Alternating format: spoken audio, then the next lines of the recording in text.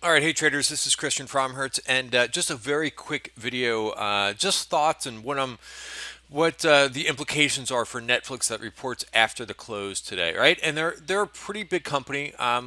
They also are now what's known as a communications company. They are in the XLC, C as in Charlie ETF. So remember in October they got stripped out of the I think they were in XLY, right? XLY, and they're now in this new ETF, right? XLC.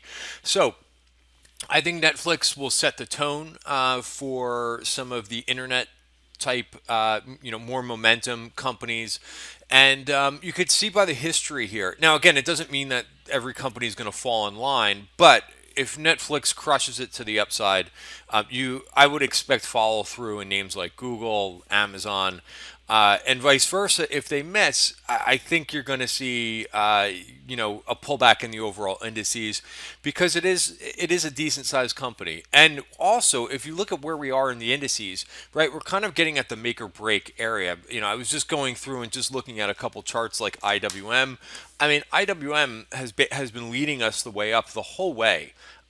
It is through the top of value. It's gone all the way through this value area, so it's fully had a V retracement, and it's gone back to basically previous. Now, again, resistance, right, is what you're hearing about all over the place. But you have to ask yourself: is this a place really to kind of put a lot of money on a name that is reporting after the close? And it is what it is. It's an unknown event.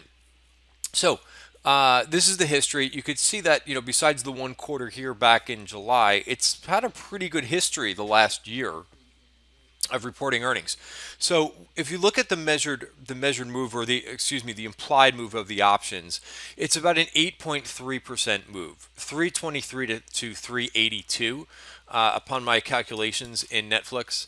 And by the way, that's the same story. I was using IWM, but you could look at the Qs, or you could look at S&P. So that move gets you to, and I just lost my train of thought, but that move will get you to 323 or 382. Notice that's previous, that would be previous resistance. Again, this is what the options market maker are implying by looking at the front week, or tomorrow's expiration options. And then a move down to 323 would be down to here. So the other kind of wild card that was thrown out at us, which makes me think a little bit, is they just increased their prices.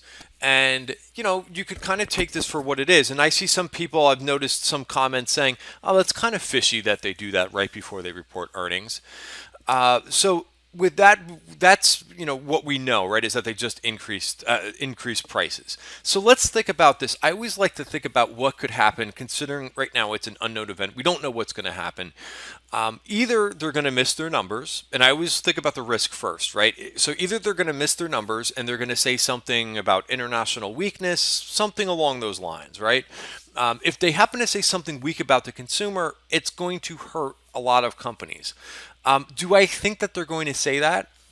I have a hard time believing that they're going to say something like that, or that the consumer is weak, if they're increasing prices. I don't know very many companies that increase their prices when in a challenging environment.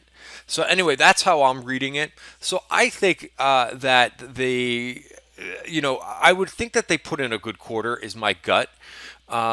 Does it move after this big, move from the lows? I don't know. So I'm not going to play. I'm actually not going to play Netflix earnings, but I'm looking at a couple other things. My thought is either there will be implicate. I think names like Google, Amazon, they're going to move. I think if they have a good or bad quarter, if they crush it, I would think Amazon, which has been kind of consolidating here the last couple days, probably gets above the 200-day moving average. If they don't, maybe it falls back a little bit. Maybe, and I think from looking at it, both sides of the coin. I mean, I would love to get Amazon a little bit lower. That said, you could look at a couple things like next week's options for Amazon, as well as Google, which has been consolidating a little bit the last couple days. So I would want to have, maybe some exposure. And I talked about a trade that you could do in Google, again, kind of consolidating here. It's got the 200-day moving average ahead of it. And where's my write-up that I put out? Yeah, I mean, I would be looking at the Google next week 11:05, 11:15 call spread for $3. You could widen that out if you want to, depending on your risk. But that's something. And again, with both with these trades, and I think XLC is another way. If you play weekly puts that expire tomorrow, you could buy those for like 15 cents. So again, have to be completely comfortable with the risk that the premium may go to zero with such a short dated option. But if you're looking to kind of put something on or hedge yourself, there are ways that you could do that. All right, so let me know. Just a quick thought on Netflix. I think it's going to be interesting. You get your popcorn ready and see what they do, because I think names will move based on they what they announce. All right, you could ask me questions in the trading room, and we'll go from there with further earnings trades. Thanks.